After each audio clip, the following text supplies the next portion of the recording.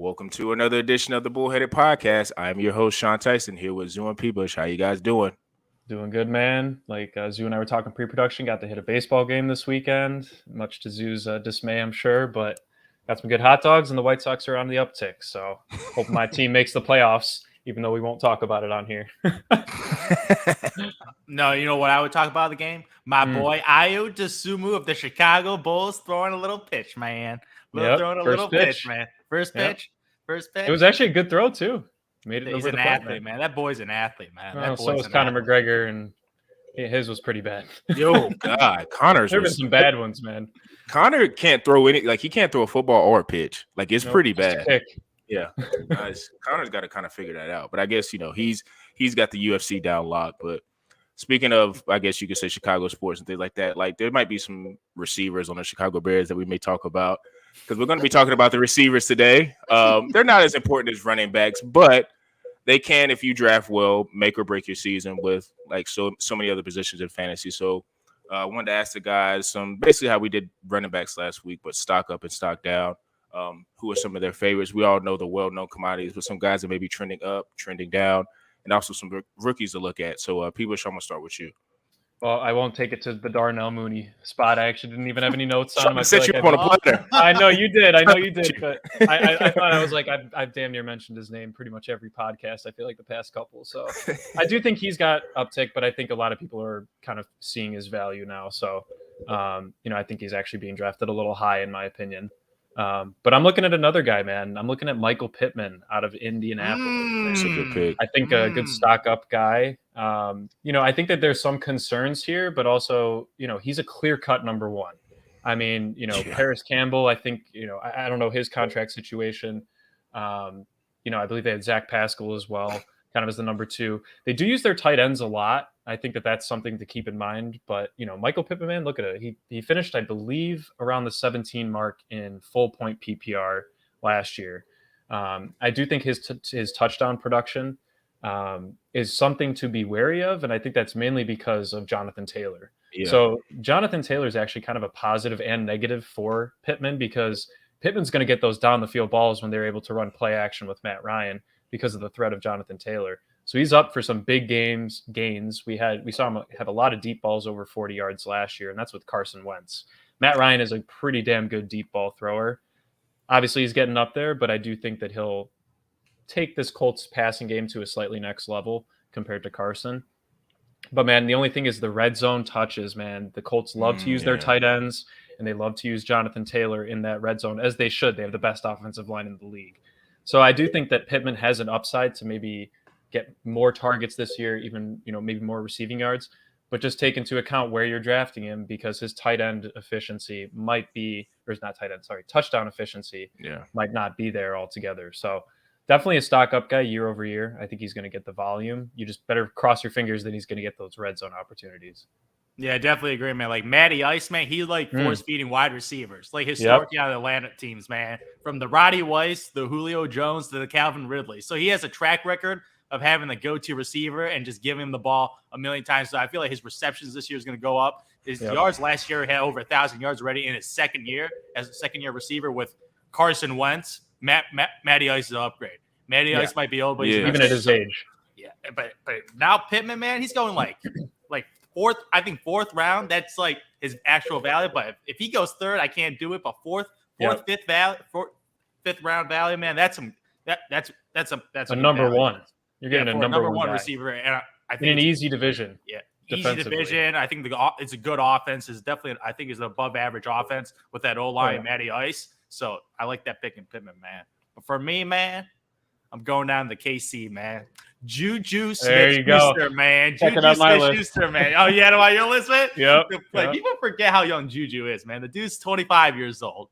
Obviously, starts his career on the Steelers, man, just killing. Like him and AB just killing people, man. Like his ability to get touchdowns, like physically, I don't think there's anything that's special about him. I don't think he's that fast. I don't think he's that skilled. But his ability to get touchdowns when he started out his career, man, and you're gonna get an opportunity to play with Patrick Mahomes, who's in need of a wide receiver one, and you got a rookie coming in. You don't know about him yet, man. Like Mecole Hardman, everybody knows what Mecole Hardman is now, man. He's just a gadget speed player, guy. man. He's a little speedy, quick little dude, man. Do a little fancy plays, but nah, he ain't no wide receiver. Like Marquez Valdez-Scantling, nah, like he's a deep threat. That's pretty much it. He catches 1 or 2 balls, man, for like 50 yards, man. That's pretty much all he's gonna do. So Juju Smith-Schuster, outside of Travis Kelce, man, can be the number one like passing option on that team. And one guy on that team is gonna go off. Like, Mahomes is going to feed, like, because Mahomes is going to throw for 4,000 yards. Easy, right? Easily. So the yards got to go somewhere.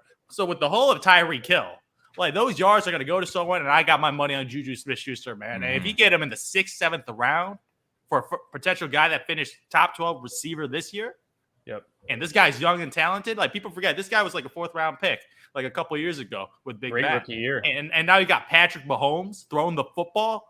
Have mercy, man. Have mercy if he takes the role as the number 1 receiver. Because get in the 7th round, bargain, that's a man. steal. Yeah, man. That's a bargain. To your points, I think I was looking at the stats of the Chiefs with all the guys they're losing, and obviously, they lost Byron Pringle, right? A couple other guys, Demarcus Robinson, all those guys.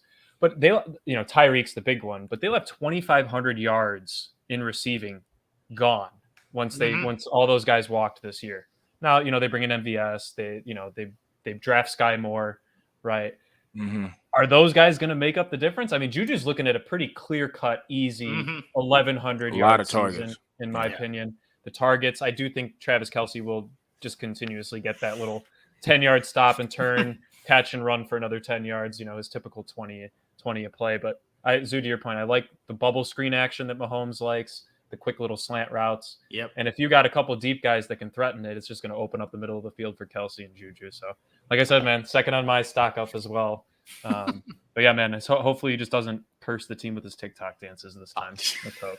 I think he'll be a whole lot more focused. I think so. I think Andy Reid will get in his head otherwise. I think Ben Roethlisberger tried as much as he could, but I mean, he was on the way out. So I don't know how much he was really dialed into trying to get the receivers in Pittsburgh to be on the same page. Those are 2 guys that were on my stock up for sure, especially Juju, because like you say, I know everybody's excited about the rookie, but we haven't seen him play. So it's like you can't really put him and be like, oh, he's going to be a guy that's going to be a, for anything, he may be a 3rd receiver this year. But I think a guy that I also like plays for the Rams now. This is no shade to Justin Fields. I think he's going to take a nice little step this year. I know what guy is saying. I think Allen Robinson is going to have the 3rd on my list. That's on my list too, man. Hey, Rob. Like you say, Fields is going to have his progression, but Matthew Stafford, seeing how he did with Cooper Kupp, him being the triple crown, he's not doing that again. There's just no way that he's going to be able to have that production. So somebody has to eat. And with Allen Robinson coming in, I think he's going to be able to show why he was the number 1 in Chicago for a couple of years. It just makes so much sense. Like, they like to throw the ball. Stafford still got a lot of juice. Cooper Kupp, I still think he's going to get a lot of targets because he just knows how to run routes and get open. But Allen Robinson's going to be a beneficiary of that. I don't know what round I guess I would take him in. You guys are a little bit better at that. But his ADP's round 6, 7, 8. That's his range. Yeah. So I mean, if you could get him, I would actually, out of all those 3, Juju to me is the most enticing because it just feels like the targets are really going to be there because in the receiving core, he's definitely, I think, going to be the number 1 option. Now, somebody could step up, but if I have to put money on it, I'm going to say Juju. So out of those 3, I probably would draft Juju, but Allen Robinson has a lot of talent, and I think last year he was just frustrated with Fields, which he's a rookie quarterback, and if you're a star receiver, you're going to, unless the rookie quarterback is God, like you're going to want a guy that can get you the ball, and him going to LA is just, I think, the perfect fit. So I think that's why he's signed there. I actually got a couple of questions. So like you say, people which I think made this point before the pod, like it's kind of hard to do like the stock up and stock down with the receivers. But there's 4 receivers that I was looking at like in their tiers. Mm-hmm. I don't know if you could say they're in the same tier, but they're like, I want to say they're not on the same. Well, they are on the same team, but they're kind of going to be battling for, like, I guess you would say, receptions. So I want to ask you guys so we can go to the Chargers, Mike Williams or Keenan Allen. Who would you draft first? Oh, easy. First? Keenan Allen, man. Keenan Allen, man. Keenan Allen. I'm thinking that too, but Mike Williams. This dude is the definition of he wins you weeks and he loses you weeks, man. Yeah. I can't stand those types of dudes. I have him. I can attest to that. He's in the Tyler Lockett mode. He goes off for 30 points. Next week, drops a donut. And he's just sitting there with a donut as your wide receiver, too. Like, I can't deal with donuts because ability to boom and bust. Like, he's hyper talented. He got paid. He got paid $20 million. $20 million. They need a guy like that. Every team needs a guy like him. But Keenan Allen, all this dude does is catches you 6-7 balls and gets you like 80 yards at least. Because I was reading, like they were talking about how Jamar Chase, like they were making a comparison. Because when I was looking at the tiers, like Mike Williams was like above Keenan, but they're like basically the same tier. Yeah. But like I was looking, they were talking about how like T Higgins like ate off of Jamar Chase, and I was like, because a lot of people are like people are still going to pick Jamar Chase, but like T Higgins is getting a lot of love because of the year he had last year, and I'm just like, and Keenan Allen's actually been in the league for 10 years, so it's like, is there going to be any regression? Maybe like, and, you know, Justin Herbert being a better quarterback, like Mike Williams is a more athletic receiver, can get open. So I thought that was interesting because it's like I still would pick Keenan Allen, but Mike Williams is going to be like really interesting because I don't know, maybe he takes a lead. The other two that I've been stuck on for real is Sutton and Judy. Oh, that's the ultimate debate, more than Judy, but it's like, really? It's like I don't know which one I would take out of those two. That's a real toss-up for me. I think the poll that you put up today had what? Wasn't Judy favored? Yeah, Judy was favored. When I checked, it was. It was Judy was favored. Judy, I think Judy last was favored 60 to 40, maybe 60-30. I think it's because of the volume. Like Sutton's going to get the chunk, right? Like they're going to throw down. He's a bigger receiver. Big plays, getting you that 40-yard catch, right? Immediate 4 points to your fantasy team, plus, you know, half a point or a full point if you're in PPR. Mm-hmm. That's great to see. But if you want the guy that's going to Zoo's point, this is kind of like I would actually attribute it Keenan Allen and Mike Williams. I think Cortland Sutton is going to have the boomer bust games with Russell Wilson. And I think Jerry Jeudy's, if he can stay healthy, is going to get more of that volume, you know, 6-7 catches, 90 yards. If he's open, he might get a touchdown here or there, finish with like, you know, 5 or 6 touchdowns on the year. But if you're looking for a PPR monster and you're in full point, I would pick Jeudy over Sutton. But it's Russell Wilson, so it's like, you know, his deep ball is prime. Dude, the deep ball, man. Cortland Sutton is the big, tall guy that runs straight down, man. And you got it's like DK for him. Not an easy. Yeah, that's my comp, man. It's like the big Kelvin Johnson type prototype that runs down and gets deep ball threats. And I like Sutton's pedigree more. His history, like I already seen 1,000 yards out of Cortland Sutton, and his quarterback was Drew Lock. Like 1,000 yards, 6 touchdowns. His rookie year, 700 tutties, 4 tutties, man. Like my lord, I know Drew Lock injuries, and then the only reason he was irrelevant last year, he got injured, and the year before he was injured again. So just getting hit by injuries, that's the bug, man. That injury bug, man, that's a little scary. But the thing is, your investment in Cortland Sutton is not that high. You could get him in the seventh round right now. So that's like a pretty, like if he busts, whatever. But his upside because Russell Wilson will produce one stud receiver, like guaranteed. Like the history of him just chucking the ball, at least one. So it's gonna be Jeudy coin flip right now. I'm going with Sutton, the bigger guy, and his history because Jerry Jeudy, I haven't seen anything yet. Like he was a great college wide receiver, but the numbers so far, like I haven't seen anything. Obviously, the QB situation is a little sus, but I haven't seen a history of him producing yards yet. So I'm like, I got a little more resume from Cortland Sutton, so I'm leaning Sutton over Jeudy. All right, yeah. Like I said, I just saw those two. Like when I was doing the research of like the tiers and like the receivers, I saw those 4 receivers. Like 2 of those guys were on the same team, so I was just thinking like maybe it's like, who would I choose out of those 4? But I guess now we can go towards trending down. This was a tough one for me too. I only had a few guys that I could see trending down from where I think they could be. What do you guys think, Zoo? I got Deebo Samuels, man. Deebo Samuels, man. Dude, I love Deebo as a talent, but the QB situation, obviously. I'm telling you, the QB situation, man. Jimmy G, man, he's average. He's average QB. He's actually a little good accuracy. Like Trey Lance is a wild card. This guy's going to run the ball. They might use more creative plays and make him more of a rusher because Deebo Samuel's ability to run the ball is why I like him in fantasy football. Like as a receiving yards, I don't see this guy getting be one of those guys get 1,100 receiving yards. This guy was used as a running back, and he was amazing as a running back last year. And his ability to converge on tutties last year, unsustainable. Cooper Cup level. Yeah, exactly. So if he's going in the second round, like Deebo Samuels, because last year he was picked probably like 9th, 10th, or 11th round, obviously bouncing back from injury, and people were scared of his injury. But after that, man, coming back and having that great of a year, 18 fantasy points and half-point PPR, that is a virtuoso season, backing that up again with a change in situation. And I feel like Brandon Ayuk might step it up again this year and come in camp a little better shape. So dynasty wide receiver. Yeah, maybe Brandon Ayuk show people what he's really was, because a lot of people like Ayuk last year. A lot of people. And obviously he was a bust. He was a bust. He was unplayable in the first half of the season. He was legitimately unplayable. He was dropped in a lot of leagues I was in. He stepped it up a little at the end of the season, but I feel like he could steal more targets from Deebo Samuel this year and might become the best highest producing wide receiver this year. So you get a discount in the 10th round that potentially can match Deebo Samuel's receiving totals.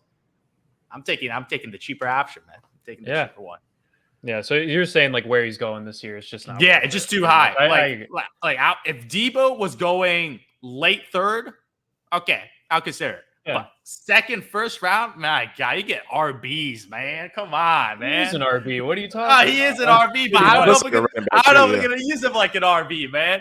I don't know. You can use him as an RB3, though. I think you could use him in like that flex position, right? Like that's flex. If you were to really, if you, to Zoo, your point, late third round, if you get 2 solid running backs in the first 2 and you're looking at, who's on the board, maybe like a DK Metcalf or something like that, and you're looking like, I don't know. Deebo, yeah. I don't think Deebo's lasting that long, though. He's going second round in most. I've seen him mostly late second round in the couple that I've done, but I mean that's a good one. Yeah. That's a good one. I mean, I think there's 2 that stand out. I think one's super obvious, and I don't think we really need to get into this because we covered it last week.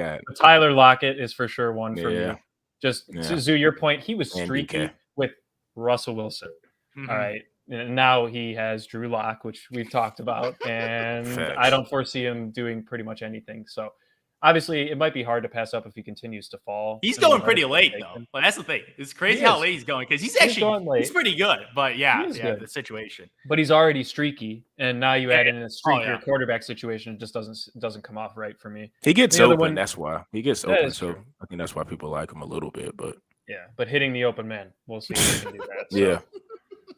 And the other one I have, I think, is also kind of an obvious situation is Amari Cooper, man. I really don't want to touch him with a 10-foot pole this year. Sad to say, I've heard some rumors they might go for Jimmy G if Deshaun Watson's out for the year.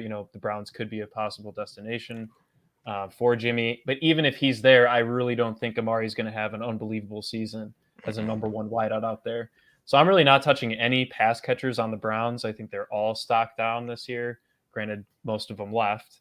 But I'm not touching Amari Cooper, which is sad to say because I think going forward, once Deshaun's back, this is all behind him. Hopefully, once it's resolved and he goes through his punishment, I do think that Amari Cooper will be a stud in fantasy. But I'm hoping he just loses even more value going into next season. So this year I'm not touching him. But it was kind of hard to find other stock down guys. So I don't know. You guys, you took one of my guys, Amari. I think that was just clear cut. Like no Deshaun, we don't know when he's coming back. And I like Brissett, but no, Brissett's not going to be able to get it done. Yeah, it's too much uncertainty there. Now I made this list like earlier, like probably earlier in the week, and not early week, but like before I saw Pittsburgh's quarterbacks in preseason, and Deontay Johnson was the guy for me that was going to be an obvious stock down because who knows what's going to happen at quarterback. But I think I might mend that. The stud, right? He gets open, and I was trying to trade for Deontay Johnson all last year, could not get him, and it was a reason why because he always gets a bunch of targets and he gets open. But after I saw the couple preseason games, I know it was one preseason game. We don't know who's going to be the starter, but it made me, it kind of made me think like maybe the quarterback position won't be a freaking abject disaster with the Steelers. So and that may keep Deontay Johnson at least in that running to be, guess kind of on par with what he's usually been. So he's kind of a guy I took off. So I had to really dig into the files of guys. And I came across Adam Thielen as a guy that may be a stock down. So I started looking at some of the research stuff of what does Thielen do? I knew he gets a crap load of touchdowns. I got here. He he's surprisingly money in the red zone. Yeah, he gets so many touchdown targets in the end zone. It's insane how many targets he gets. And since 2020, they said he's had 24 touchdowns. But I was looking at his chart of his touchdowns and his yards and targets. He doesn't reflect someone who his targets and yards doesn't reflect the amount of touchdowns he gets. So a lot of it might have just been happenstance. Plus, too, I didn't know he was 32 years old. He's an older receiver. And he was hurt a lot last year. So I'm thinking maybe because Justin Jefferson is going to take another step and he's going to be, a true number 1, which he's already proven to be. Dalvin Cook's going to be a guy. I know they said the guy that we may talk about later, Irv Smith Jr., a tight end. He's a guy that was hurt last year, but his rookie year, I think in 2020, he was serviceable to really good. Learned from Kyle Rudolph before he left. Yep. Yeah. So that's a guy that I was thinking of as maybe a guy that could maybe take a step back, but Yeah, there's not just in terms of like receivers. I didn't see any other guys that were obvious stock downs because some of these are just like if you where they get drafted at is where you would probably draft them. Like I don't see anybody you could reach on. Yep. Yeah. I don't know. T. Yeah. Higgins, man. T. Higgins ADP is very surprising, man. Going in the third round in a lot of drafts. Like where guys thought of T. Higgins? Because obviously he's young, but he's clearly the number 2 option. So pretty much they're betting that Joe Burrows is going to be able to support 2 top 10 wide receivers this year again, pretty much. I think all those guys are going to go down, but I don't know. Third round for T. Yeah, I don't third round for T. Higgins. That's tough. That's tough. Yeah, that's tough. I'm just like, I'm good. I'll take a wide receiver. I want him, and I want T. Higgins this year. Yeah. I want him, but where is he going? Because I'm looking at T. Higgins going third round, or you could go like 5 rounds later and maybe get a Rashad Bateman, and Allen Robinson. Because like these guys are there might be wide receiver 1s, wide receiver 2s on elite offenses. So does Bateman not scare you sometimes though? Because they're just their offense. He scares me a lot. Yeah, it scares me. But Marquise Brown surprisingly was pretty productive last year. Yeah, when Lamar Jackson played. So he had like 23% target share. So I feel like Rashad Bateman, this guy's a rookie first round pick, man. Was injured last year, but when he started playing, man, you saw the skill set. Like his skill set, man, a little cops, a little Justin Jeff in there, man, little shades of that. I'm like, okay, I got me looking at him right now. He's got the number 1 receiver build, yeah. He's got the body. He just looks like a wide receiver 1. So I don't know, offense that's going to be able to get down the field pretty easily, man. Maybe he gives couple more tutties this year. Speaking of the Ravens offense, Mark Andrews, we transitioning. Or nope, hold up, got to do rookies. Forgot for receivers. I guess I can go first with the rookies. So there's so many rookie receivers that come in and they can transition really well, but a lot of this to me has to do with the quarterback. I feel like if you have a really good quarterback, then the transition as a rookie receiver might be good. So I was digging and I was looking at the Packers camp because we've been lamenting the Packers, like who is going to be receiver 1. Like everybody knows Allen Lazard's going to start off there, but who knows if he's going to finish off being the number 1 receiver. He's just going to be there as a placeholder. So I was doing like some research looking into Packers camp. And I saw this guy, I think he was in the 4th round, Romeo Doubs. Oh. No, Christian, I think he was in the 2nd. Christian's been hurt, though. I think he just came back. He was actually Trey Lance's teammate, I think, at North Dakota State. But he's like they drafted him in the beginning of the 2nd round. He's like the big vertical threat. So he might come on later, but he's been hurt a lot of the camp. But Romeo Doubs is a guy that they drafted from Nevada. He's about 6'2", 195. I think the reason why he kind of fell that far is because he ran like a 4.5, 4.6-ish kind of 40 times. So it's not blazing for a receiver. But I was reading some stuff on camp. Like they said he was coming into camp and he was cooking all of like the free agent DBs and the DBs that's like got drafted, whatever. So, okay, that's like standard if you're not drafted. Yeah. No. But then Jair was getting, like they said in camp, Jair was getting pissed because he was like cooking these DBs and like, talking this shit. So then Jair's like, okay, like all right, we're gonna understand this is what you're gonna be. You're gonna be a 4th round receiver. You're not gonna come up here and like, mess with, I guess, an all pro bowler type of guy. And I love Jair because he's like one of the more underrated corners. He never gets talked about. But apparently they were saying in camp that Jair was locking him down for the most part. But then like as practices went on, he started getting the best of him. And they saying it's because he runs routes really well. And then there was a play in the game against the 49ers where Zoo's boy, what's his name? It's not Trey Lance, but Jordan Love had like a nice little to Romeo Doubs on the money. And I was like, Romeo looked good on that route. So I was like, and then Aaron Rodgers had said some. He said he had it actually was a duck, but it's like it got to him, but it just didn't look good. But so like Aaron Rodgers said some positive things about him. So I'm thinking to myself, like, out of all the elite quarterbacks, this receiving core is not the best. So if I'm looking for a rookie that may get a chance, and the fact that he went up against Jair and like got the best of him on a couple of routes, I thought it was pretty good. One thing that I did see that was insane. So I don't know if you guys know who Greg Cosell is. He's like a guy who does NFL stuff, like NFL films. I think he does a lot of stuff with the NFL. I don't know how I came across this, but it was on Twitter. So they were doing the pre-draft stuff of like, what the prospect would be. And you know who he got compared to? Who? Devontae Adams. Oh.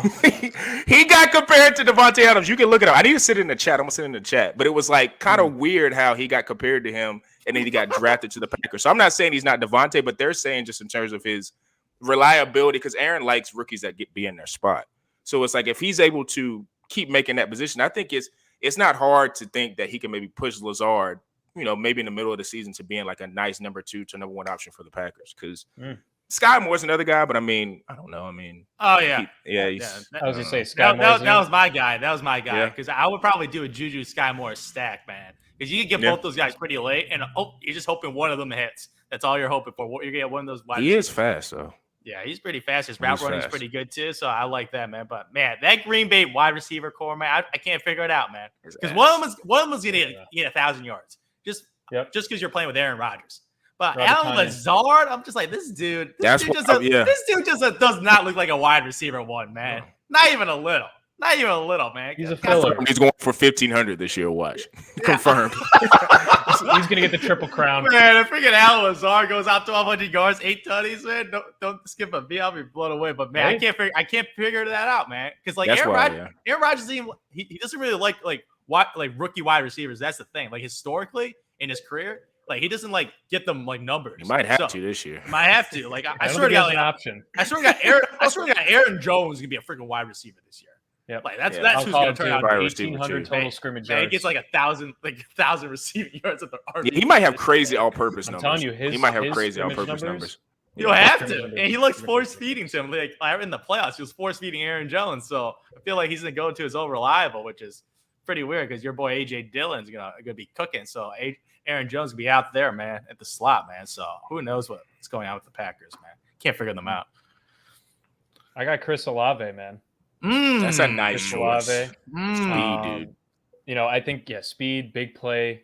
I just love I hope Gus Johnson calls some Saints games, man, because I just want to hear him yell Chris Olave down the field, or down the sideline, I should say. Olave. Yeah, but look, man, if Michael Thomas stays healthy, which per all reports it looks like he is. Yeah.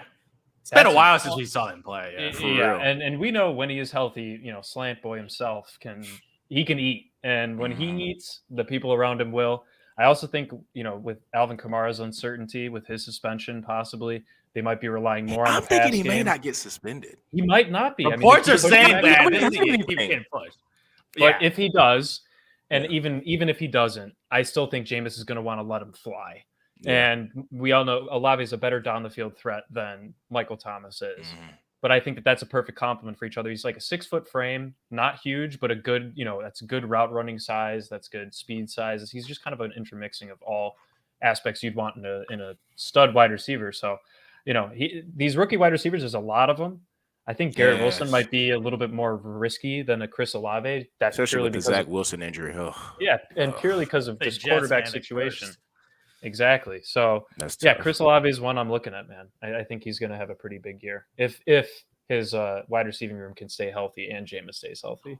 You know why I didn't? You know why I knew? I think, and I haven't seen the reports that Zoo was maybe talking about, but the reason why I think Alvin Kamara is not maybe going to get suspended is because I've been doing a bunch of mocks with real humans and stuff, and Alvin Kamara is taking really high. Yeah, he's getting at the beginning of the second round, so it's I think he's not going to get suspended. And there were reports that pretty much his suspension, if it's going to happen, it's going to happen next year. So interesting. The case won't be resolved. Yeah, exactly. But my biggest fear is they do a suspension at the end of the year with the playoffs on the line. Well, that would be a disaster. That would be because that could happen. You suspend the last I'd boycott if I had. And I would freak out if you kill him. Playoffs, he's suspended. So that's my fear because I don't think he's gonna miss the first couple of weeks because of this. That's where if you're an insider, if maybe you're playing fantasy and you're a pseudo NFL insider, you could trade him maybe a couple weeks before you get him off your books and sucker somebody into taking him. That's the definition of insider trading, or something. Man. Yeah. You're Matt Berry's nephew, and it's just maybe that'll be a situation. Really quickly, tight ends. Just gonna be completely honest. We were talking about this before the pod. It's only a few tight ends that you would want, and it's worth taking. So I'm gonna ask the guys. They could maybe give you some stock up, stock down guys. But P. Bush, who you looking at tight end wise? All right, I'll give you two quick ones. I'll give you one that I'm to Zoo's point. I think his old regression to the mean. I think Mark Andrews is going to regress a bit, and the reason is because 2 years ago the Ravens had a bottom 5 passing attempt offense in the league. Everybody gets injured in their running back room, and they throw 200 more passing attempts last year than they did in 2020. If Gus Edwards and J.K. Dobbins are healthy, and they're continuing to use Lamar, who can also stay healthy, Mark Andrews is not getting the red zone targets that he was getting last year, and they're just not going to be throwing the ball as much. I think they'll find a happy medium, but I think he's going to regress a bit. A guy that I'm looking for, and I had last year, and a lot of people are not giving him credit, is Kyle Pitts, man. I think he had the best rookie tight end season of all time. He actually has no metrics compared to any other rookie tight end. The only metric he had 1,000, didn't he? 1,000 yards. Yeah, 1,000 yards. So here you go. Listen to this, dude. You're gonna like this. The only comparisons you can make are actually rookie wide receiver numbers, in which he rivals Mike Evans, Keenan Allen's, Justin Jefferson's, and Jamar Chase's rookie seasons. Based on receiving yards. Based on receiving yards and receptions. Receptions as well. He was the highest targeted on the team last year. Bringing Drake London in. I know Marcus Mariota's not, the best passing. But look, man, with his ability to run, it's going to open up wide open down the field with the threat of Marcus running. And Desmond Ridder didn't look too bad, in my opinion. He didn't look too bad. He didn't look too bad. He might take Mariota's job. He will by the end of the year. Yeah. He will by the end of the year. So I think Kyle Pitts, a lot of people are sleeping on him. I've been seeing him go in that 4th-ish round. I think that's a solid value for him. Okay, P-Bush right now, real draft. You're at the 28th pick. Are you drafting him? Kyle Pitts. 28th pick in the draft? 28th pick. So third round. Late third round? No. Yeah. No. But I do think that he's going to get more touchdowns this year than he did last year. I think they're just going to rely on him more. Man, the touchdowns was tough. He had 1,000 yards in what a lot of people consider to be one of the worst offenses in the league, and people still weren't talking about him. And so I don't know. I think his stock up is this year, and I think he might actually have a better season than Mark Andrews. And the easiest pass to make on the field, the easiest pass for a quarterback is to throw to the tight end. So it's not like having to throw it to a receiver. Like if you can't throw it to the tight end, then Desmond Ridder will be starting soon. And he's the best tight end prospect ever. That's what they said. That's what they said. That's what they say. So he's a wide receiver. I believe his talent. I'm just a little sus about the QB situation with Matty Ice out of there. But for me, man, I'm looking at the Dallas Cowboy guy, Dalton Schultz, man. Dalton Schultz. I'm just looking at that receiver room, man. Obviously, Amari Cooper gone, Gallup injured, Jarwin, like all these guys out.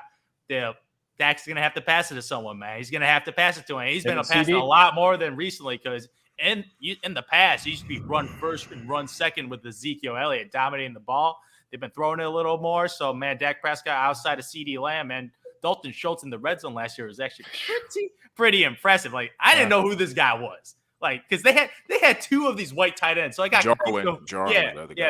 Like, I got confused with who they were when I was watching the games, man. So, obviously, Dalton Schultz stepping up last year, man. His participation on routes, man. Third over on routes run, man. He got a lot of routes in, and this guy's always in the red zone, so money time. So Dak Prescott, man, I feel like him as finding a second receiving option, man. Dalton Schultz in like the 7th, 8th round. Okay, I'm taking him. He's on a good offense, man. So that's my guy. Dalton Schultz this year. He's a nice pick too because he's probably going to be their clear cut number 2 option in the passing game because that Michael Gallup I don't think is all the way back. Don't forget Tony Pollard. Oh, yeah, I totally forgot about Tony Pollard. Don't forget about the backup running back, man. Number 2, but he might be actually the number 2 passing option. He might be out of the backfield. He might be. Geez. No, but you're right. They might be fighting for reception. Dalton is number 2 for sure, as of right now. Yeah, as of right now, because they don't have any other receivers. Nothing. We didn't bring up CD. Like CD might make a real bolt this year because Dak and them they're king at that. Like they get down by a lot and then they just start playing fast, football where they're just throwing Dak is the king of garbage time. Man. He's the king of garbage time, bro. Like won me leagues that way. Yeah, so like that might put CD in a huge target race. But Zoo's guy, man. I don't know. I think you said you drafted him, Mike Gesicki, man. I just like him this year. I like him this year, man. I got PTSD, man. I got PTSD of this dude getting 0 points, man. Yeah. I think people are gonna obviously be king on Tyreek and Jalen. However you want to pick those guys, you can do that. But to his strengths, I feel like people want to say he doesn't lack for arm strength, but I think his strengths is throwing in the middle of the field and throwing those routes that are underneath. And I think Gesicki, just off the presence of Tyreek eating on outside and going on go routes and going on long, deep posts, I think that's going to help out his ability to be open. Now, he needs to catch the ball and he needs to be able to show that he can catch it and actually go upfield. But, I actually did a couple reels on him I want to say last year, maybe year before that, but I did some reels on him, and he's an athletic tight end. Yeah, so there's no reason that he has the base to be a good tight end. He just, like you say, needs to catch the ball and be someone who can, feed in that middle area. But that just goes to show you, I just don't have any faith in any other tight ends. Like you say, any tight end with Tom Brady is probably a good option because he loves to throw to the tight end. So I guess you could pick one from him. I don't know any stock down guys for tight end. Like say you said for the Bills. Yeah. I don't know. I think there's just some guys like I would consider Hawkinson probably a stock up this year just because stock up. Really? Stock up. Really? That's not bad. I had Hawkinson. Yeah, he's a good guy. Look, Goff has another year under offense. Their offensive coordinator was a tight end. I'm not mad coach. at that one, though. I'm not kidding. That offensive coordinator loves to utilize tight ends, man. And Hawkinson's like a top 5 talent-wise tight end in the league, in my opinion. Out of Iowa, they produce great tight ends, man. You got, I think Freiermuth's out of there. You got Kittle out of there. You got Hawkinson out of there. It's all if he can stay healthy. And I could be wrong on Freiermuth there, but the only thing is he could lose targets, but he could also earn more targets because he might be more open. Because they got better receivers. They got a good running game. 2 good backs. Yeah, exactly. That's not a bad. I totally forgot about Hawkinson, but I had him. He's a nice, But like you say, a lot of these tight ends, man, is who freaking kind of wishy-washy. Yeah, like I said, I have rookies. Jelani Woods for the Colts. They said he's a good specimen, just in terms of his size, and even though they have Mo Alley Cox, he could be a compliment to him. Cade Otton, I was just talking about, freaking Bucks tight end there. Gronk's not there no more, so maybe behind Brady, he could be a guy. Brady likes to throw to tight ends, but tight ends, man, they're just like you say. If you don't get Kelsey, Andrews, Zach Ertz, like you say, Kyle Pitts, if you don't get some of those guys, you can just wait till whenever to get a tight end. Like you say, there could be one that just builds up or opens up and becomes a star. Who knows? I'm not big on him. And another receiver that I forgot to mention for rookies is George Pickens. There you go. I don't know what he's going to do this year, but I'm interested to see if the quarterback play is just solid in Pittsburgh. Does he start battling Claypool for snaps, just in terms of that receiver too? Because we all know Deontay is the number one, but George Pickens has looked not just good in that preseason game with just getting a toe tap in the corner. He's really good, he didn't even really show us at Georgia, underneath, he's faster than I thought he was. Big body receiver, 6'4", and I just always trust Steelers receivers. They're going to produce. Like you say, Juju was there. He got traded to Kansas City. It's not because he wasn't talented. It's just, they just know how to draft receivers, so they have the luxury to, trade them off. So that's just another receiver I want to look into. But like you said, I saw him do the AB dance, man. Yeah. if he anything close to an AB, man, I miss AB so much. Man. I need a new AB in the league, man. I need one. I need one. Kind of controversy. I like it. I love it. I love it. I need the cockiness. I need the talent to back up the cockiness to get. If you get 1,500 yards and 10 touchdowns, average over a 5-year span, be cocky, man. I want a TO. I want an AB in the league again, man. Yeah. I need one of those guys. He's just another guy I wanted to mention. But like you say, receivers, they're important for your fantasy team. Just make sure you don't reach on some. Make sure you find some gems in the later rounds. But, tight ends, like we just said, it's just not that many. So good luck if you're drafting the tight ends this year. But for fantasy, that's all we're going to be talking about tonight for that, receivers and tight ends. You guys make sure you tune in next week. We're going to be kind of going over a lot of awards, some predetermined things of how we think the season is going to go. So make sure you lock into that. Make sure you also follow us on YouTube, Quantrell Knows. Follow us on Instagram, bullheaded_pod. Make sure you rate, review on iTunes, all that, Spotify, Google Podcasts. 5 stars, greatly appreciate it. And for me, Zoo, and P. Bush, we're out.